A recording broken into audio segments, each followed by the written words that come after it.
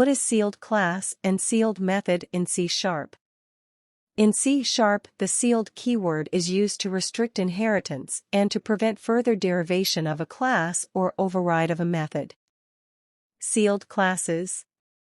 When a class is marked as sealed, it cannot be used as a base class for other classes, and it cannot be inherited. Sealed methods.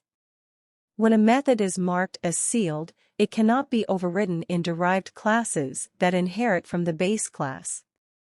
The sealed keyword is typically used to enforce design decisions and prevent unintended modifications to critical classes or methods. It provides a level of control and guarantees the behavior and structure of code by disallowing further modifications through inheritance or method overriding. Thanks for watching. Please subscribe.